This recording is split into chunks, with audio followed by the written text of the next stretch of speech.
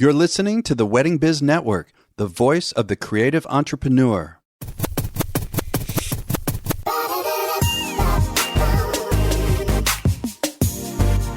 Hey everyone, it's Andy Kushner with The Wedding Biz, brought to you by Party Slate, our title sponsor, the first website designed specifically for event professionals and venues.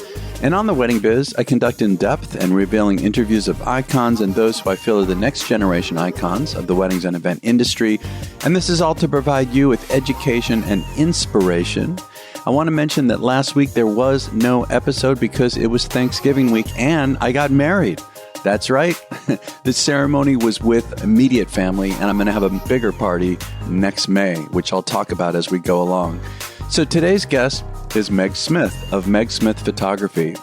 Meg has photographed the weddings of Anne Hathaway, Jimmy Kimmel, Governor of California Gavin Newsom, LeAnn Rimes and the late Robin Williams, as well as the engagements of Christina Aguilera and Nicole Richie, and special occasions for George Lucas, to name a few. She is a frequent contributor to Martha Stewart Weddings, Town & Country, and InStyle Magazine, and her photographs have been featured in numerous other publications such as the New York Times, Vogue, and Glamour. Her images have also graced the covers and been featured in many books, including InStyle Weddings, Green Weddings, American Photo Wedding and Portrait Guide, and Vera Wang on Weddings. So enjoy this conversation with Meg Smith. Hey, Meg, I'm so excited to have you on the show because, of course, I looked at your work and I've heard of you and I really, really enjoy it. So I'm psyched to have you on. This is going to be fun. I'm so thrilled to be here. Thank you for the invitation. I'm really honored. Yeah, you're welcome. And, you know, when I was reading up about you, I understand that your great-great-grandfather was a studio portrait photographer and your mother was a very dedicated amateur photographer. So I'm thinking that those facts must have had an influence on the development of your passion for photography as a child. Is that true? Absolutely. And my mom was actually kind of like the muse of a photographer. And she was photographed her whole upbringing by this incredible man who lived in Los Angeles and definitely was like the old school sort of Hollywood photographer in the 1950s and around that time. And so I was around these gorgeous photographs, and he photographed her from maybe when she was 5 until her wedding. Oh my God. Yeah. So he photographed my mom and dad's wedding. Yeah. At I think it was the Bel Air Hotel in LA. And the photographs are just incredible. Like, if I can do as good of a job as he did, I'm happy. So it's so interesting. So like as a child, then you're looking at these photos and you were actually like moved by them, right? It wasn't just normal, like there's pictures of my mother and parents. Like, sounds like you were really affected. They were normal to me, but I also felt they were very special. They really captured the spirit and the beauty and the moment, being in the moment. I was influenced by that. Yeah. It's so interesting to me because, you know, it's interesting, Meg, so many people I interview, and then even for myself, you know, I have a band company and I performed for most of my life. And it's the same thing for so many of us. It's like when we were little, there's something like I've interviewed these event designers who say that they rearranged furniture in the living room when they were 5, you know, and stuff like that. And it's just so interesting to me that something of what we do later manifests, you know, like that. I wonder if your mother didn't have those photographs. I'm kind of assuming you probably would have figured it out. You would have somehow gotten exposed to photography anyway, is what I think. Yeah, well, she was, you know, a pretty talented amateur photographer. Like, she did all of the photography for her friends, you know, and this is in the 70s, when, you know, she had an old Pentax camera and had set up a little darkroom in our bathroom, the guest bathroom downstairs, and, you know, long rolls of film would hang from the shower.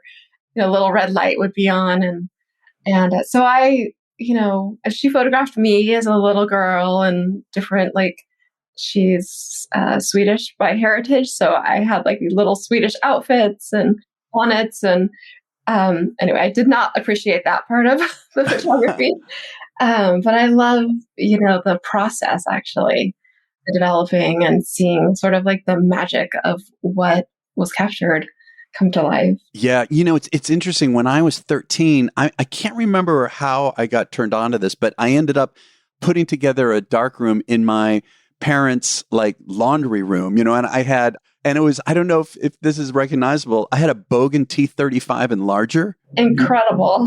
Yeah, I know. And it affected me that much that to this day, I'm not going to say my age, but I'm way older. It's like I remember the smell of the developer and the fixer and, right? It was so exciting. Absolutely. That's so funny because we had a basement and my dad actually ended up building me a home darkroom with like, a massive sink that, is as long as a refrigerator or something.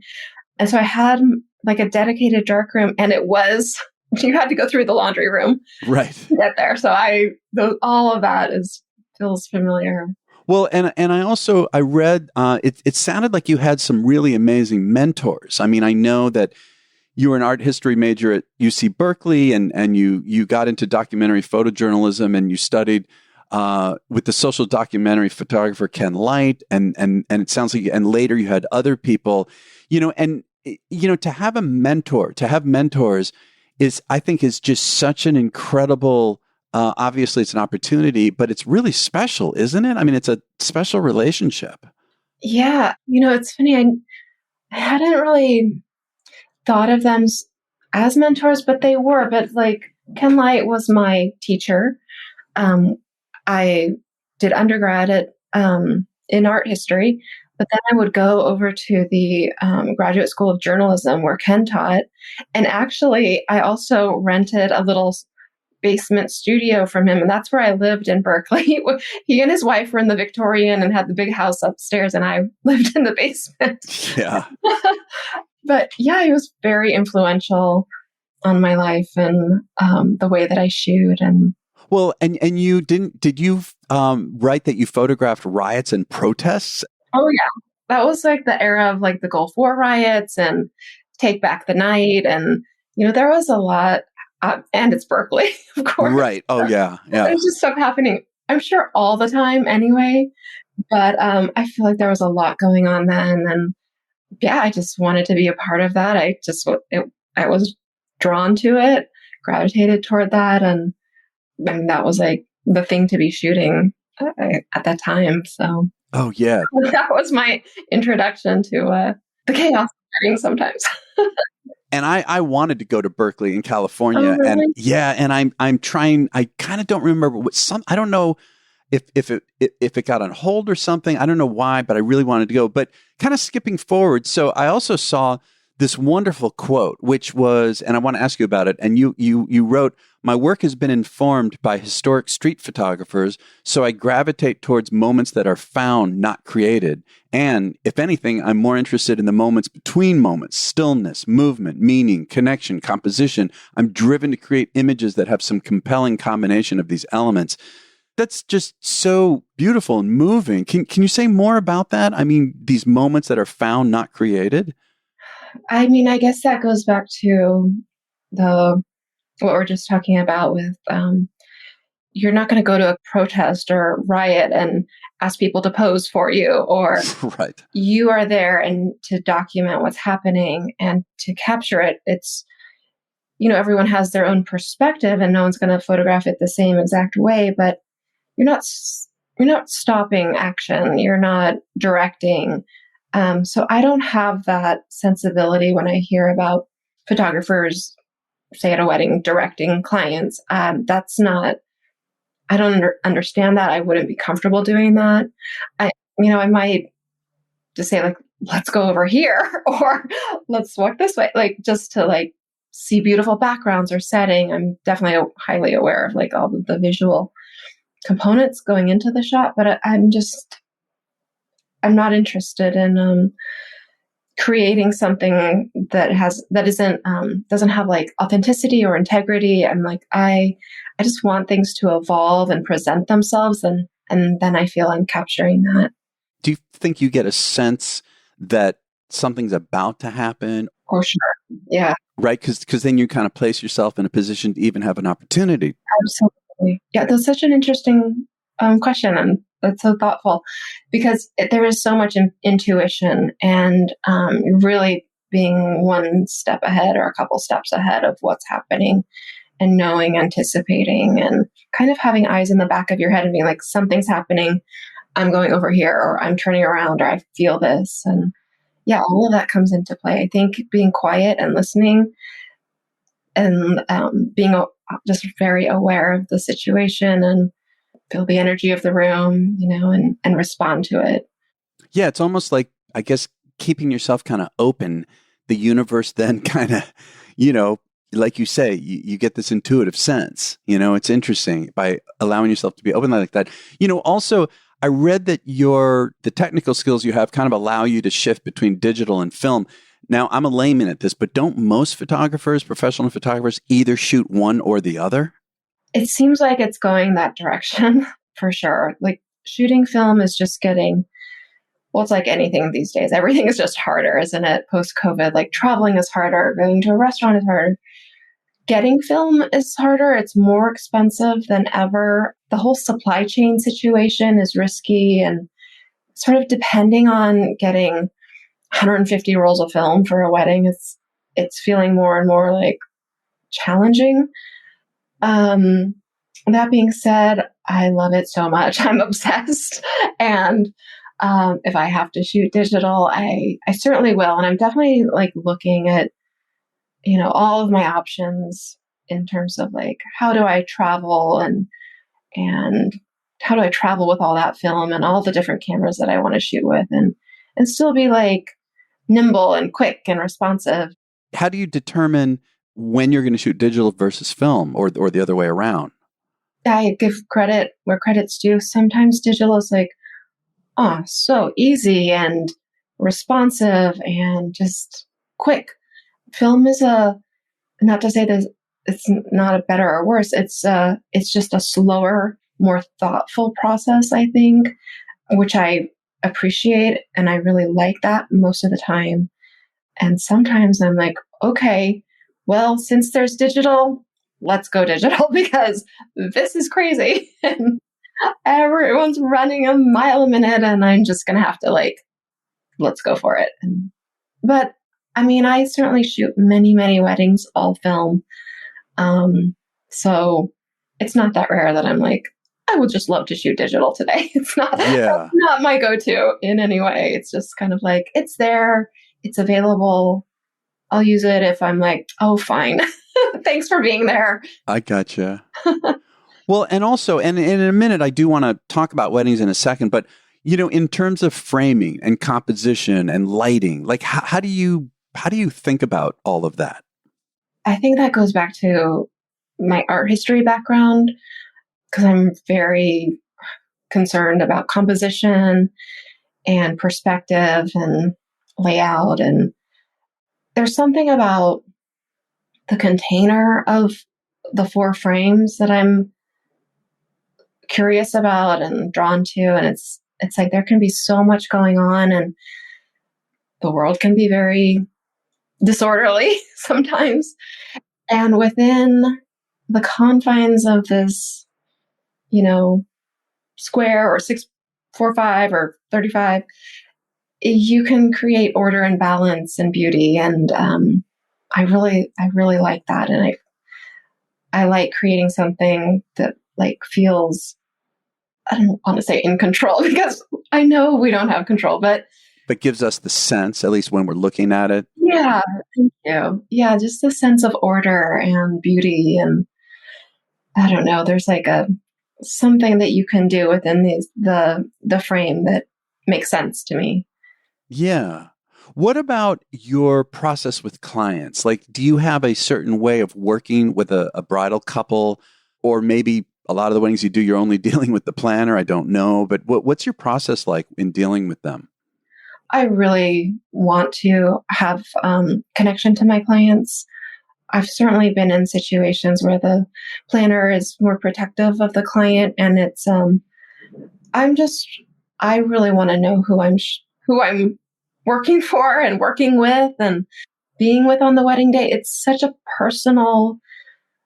Being with someone on the wedding day is so personal, and so to sort of have a barrier to entrance put up until that moment. It feels a little shocking almost. And it's like, the more I know about them and the family and the dynamics, and that just informs my work so greatly. So to me, it's only a benefit to have a relationship. And I always am suggesting, hey, let's, I'll be in New York here. And, even if the wedding's not for another year, let's meet for a glass of wine or coffee or whatever and just chat. I want them to feel comfortable with me on the wedding day. And I like shooting the rehearsal dinner for that reason too. Just doesn't have to be like extensive, but just something, or engagement, or I want them. And when I show up on the wedding day, I want everyone to be like, oh, there's Meg. Not, oh my God, the photographer's here. Oh, got you. Right. So that they're more, I know it's so important for the clients to be vulnerable, right, around you. They've got to be comfortable. Yeah, there's so much trust involved in this situation. And it's not something that people are, if they haven't been through it, it's hard to explain. It might not make sense, but, this is our world. And we understand like how emotional and vulnerable and potentially stressful that day can be for them. So whatever we can do to alleviate that before going into it, it's only helpful, I think. If you are an event planner, venue, caterer, photographer, or any other industry professional, you really should be aware of and using the Party Slate marketing platform. And I want to say, I only work with sponsors whose product or service I'm either fully aware of or even use myself. So you can create a free profile that can act as a photo-rich portfolio, or Party Slate has additional membership options available. And if you're planning or involved with an event, from weddings to fundraisers to baby showers and really everything in between, you should use Party Slate to get inspired. Save your favorite ideas and contact top professionals to help create your dream event. New photos from real events are uploaded to Party Slate daily, and their editorial team publishes articles that highlight the latest trends and planning tips. It is a really great site. You've got to visit partyslate.com to get started. And again, that's partyslate.com. What about these really high-profile clients? You've done some pretty big weddings in terms of the celebrity level. What about that? How different is that for you? On the one hand, it's the same.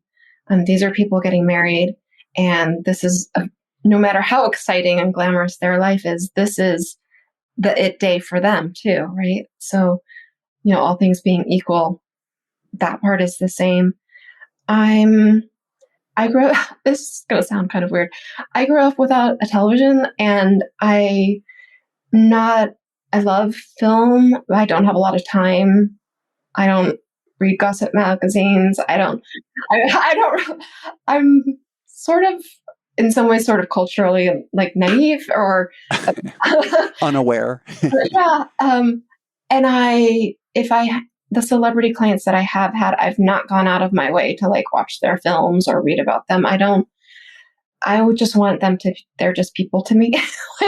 Yeah, no, I get it. So your approach is not, you're not going to really be so affected by, it's interesting. I've got this other podcast called The Music Makers, and I've interviewed some celebrities, like Clive Davis, and there's some certain artists. Yeah, there's some major people, but there's a lot of people who are considered really major in the industry who I'm just like you, what you're talking about, I'm just not aware of, and especially instrumentalists who are playing with some stars and stuff. And I think it does help me, when I'm interviewing them, I'm not enamored, I'm not, yeah. I was definitely a bit on edge interviewing Clive Davis, but other than Clive, yeah, it's like it allows me to just talk like a regular person, and then I'm going to get them to respond in a regular way, and it's so much better. So I guess I mean, that's what I'm kind of assuming when you talk about this, that it allows you to work with them as if they're just another person, which they are in that respect, right? You're capturing a moment like with everyone else.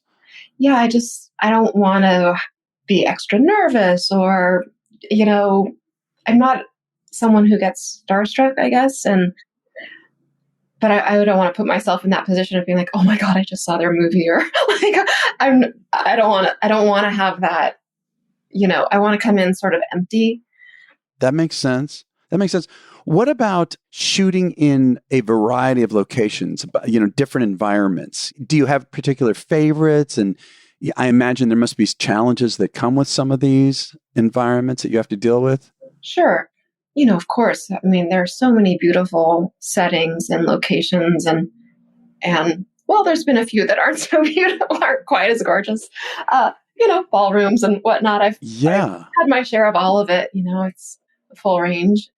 I think it's a source of pride. I have to say that I think a good photographer should be able to go in anywhere and make it beautiful. It's just, we need to have all the tools at our disposal and all the experience and technical expertise and whatnot that we can just go into. I mean, it can be a very, very dark situation and it's a ceremony with a few candles. Still should look great. A mountaintop, high noon, still should look great. Doesn't matter. Make it look good. That's your job. If you're good at your job, go anywhere and make it look gorgeous. Do you have a story or two of maybe just an incredibly over-the-top challenge, that you had to deal with and how you handled it? Sure. Many challenges. I think the pace of things sometimes is there are some unrealistic expectations. And I'm like, okay, you want to move this quickly and let's do it. Like what? Anything in particular?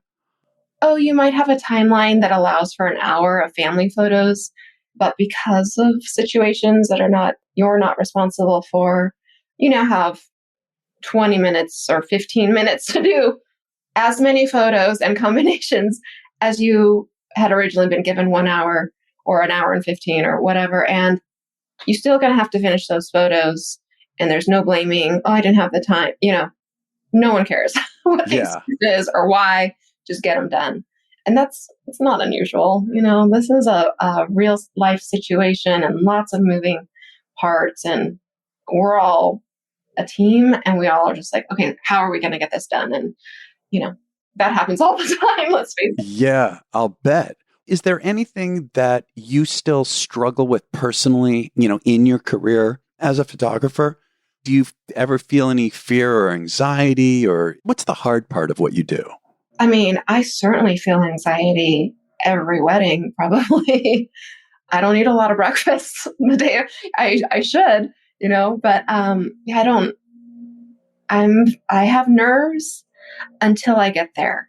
And once I'm there and I'm shooting, I'm like, I'm fine. I'm in my happy place.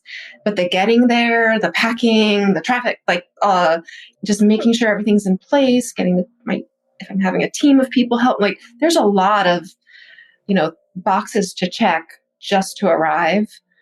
And, but once I'm there, I'm like, oh, this is what I do now. Yeah. No, I get what you're saying. I mean, it's interesting, no matter what we're doing. Like, again, for me, I've got a band business and I used to perform in one of my top bands, for a real long time. And we did some enormous things. I mean, in big shows in Vegas, even though we do weddings, big shows in Vegas and then some massive showcases out of town and some billionaire weddings, where there was a lot on the line.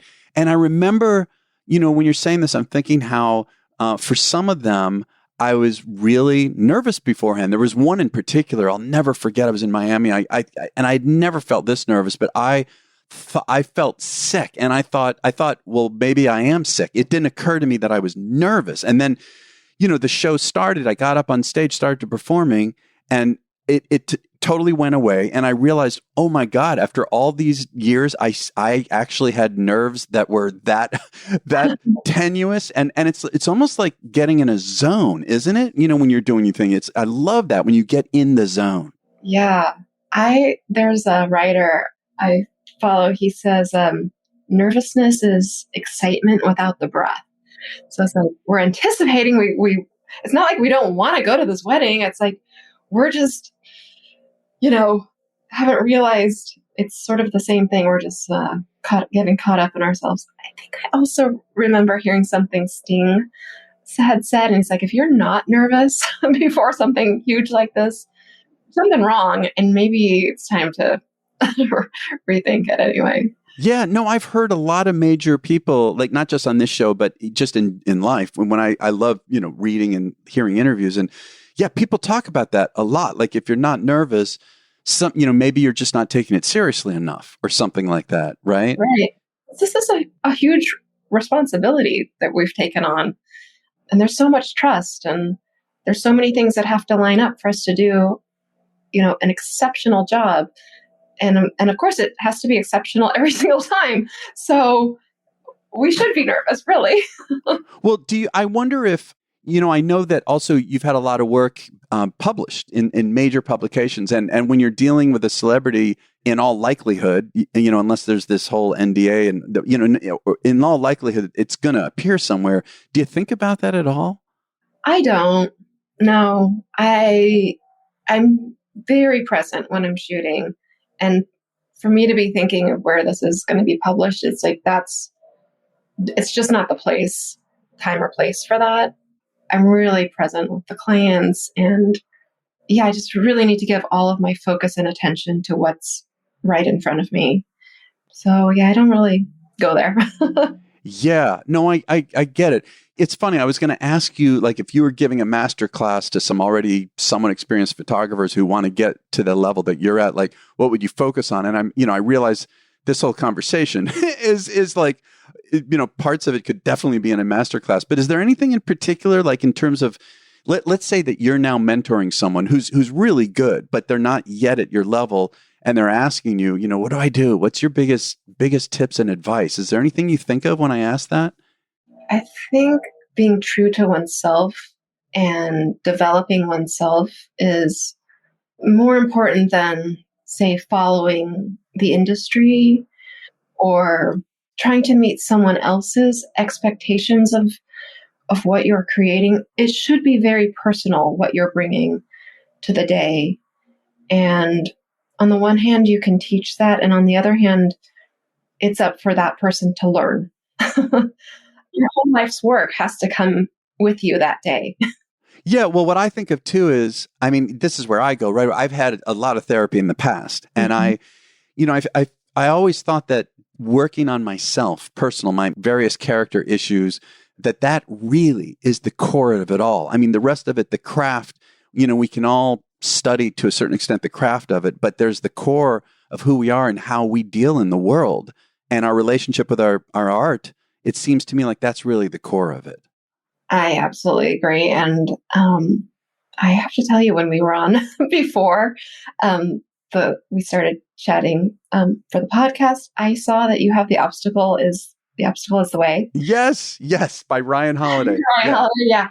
I'm a huge fan, and just of like personal development and behavioral therapy, psychology. And it's like, the more we can just learn about ourselves and how we are in the world, like as you were saying, the more we bring to our clients and our work. And it's like you can't separate it out who you are personally from who you are professionally. It's like I think it's just like, it's a holistic approach. Like, there is my work and there is me. They are not separate. So. And it doesn't end, right? I feel like, I've been doing this for myself for decades, and I still have things to work on, For sure. It's endless. It is. Oh God. If only, sometimes there's a break for a couple of weeks and then something comes up. I think that idea of contentment is important. It's something I think about a lot. I'm like, finding contentment is so much more satisfying than being like, that idea of, oh, I'm so happy, it's like, no, if you can just be satisfied, not just satisfied, being satisfied is incredibly rewarding. And to me, like, if I can be satisfied with my work and satisfied with where I'm at, and I'm fine with that. I'm very happy with that. That's kind of happy I want. Yeah, no, I agree. It's so hard to get to that point, but feeling gratitude really and able. I used to be a glass is half full kind of a person. Same. And now it's like, no, it's full. I mean, it's really like at least mostly full, if not totally full. I mean, looking at life that way, I mean, what a difference. Yeah. Perspective, right? Mm-hmm. And that's, we've been doing this a while, and, I don't think that happens overnight. And I know there are people out there very hungry to achieve. And it's like that, the overnight success it's not real. Yeah. It's like a 10-year overnight success, right? Exactly. Is what it is. Yeah. It's like we've all paid our dues, and it takes a lot of work, and we failed, right? Like there are things we've done that haven't been successful, and you still keep trying and still keep doing. And that's how you grow, and you appreciate your failures, you learn from them and try to do better. Yeah. Well, I've got to ask you, for the sake of all the photographers listening, what is the equipment that you're using now? What's your favorite equipment? Oh my goodness. I use some weird cameras. Most people don't use Mamiyas, but I've used them my entire career. The Mamiya 645 AFD, which now that just means D is the option for digital. So I still use a lot of film backs, but with this camera, I do have a digital back, but I don't use it. So these are big medium format cameras, and there's just more information coming onto the negative, and the size of it is really kind of juicy. There's just a lot there for me. But I also love 35 millimeter, like the really classic shoot from the hip, run and gun. So for that, I shoot Nikon F100s. These are old cameras. Interesting. Yeah. And, I am sort of interested in the mirrorless. A lot of photographers are going that direction, but I've yet to dive into that. So sort of doing the research right now. Mm-hmm. Yep. And, I'm not going to be left behind. I want to always evolve, always learn, and add to my kit, but I just haven't really settled. I did spend quite a lot of time at the Leica store in Soho this last trip to New York, and I was like, I think that would be really fun. So yeah, there's a lot of options out there. So I'm narrowing them down right now. Yeah, got it. Well, gosh, Meg, this has been really cool. I love when we just get to the real heart of stuff, which we did. And so thank you for being so open and vulnerable and doing this interview. I really appreciate it. God, Andy, thank you so much. I'm honored, again, to have been a part of it and to get to meet you. And it was a pleasure. Thanks. My pleasure, too. Thank you for listening to my conversation with Meg Smith. Be sure to check out her website, which is megsmith.com. You can find her on Instagram at Meg Smith Weddings. And be sure to check out the show notes at our website, oftheweddingbiz.com. And if you can think of some good friends, colleagues who would enjoy this interview, please forward it to them and give this a top review where you get your podcast from, because it helps people like you find the show. And I want to mention that next week, we're going to have a revisit of an amazing interview with Simon T. Bailey. So once again, we want to thank Party Slate at partyslate.com, and we'll catch you next week on The Wedding Biz.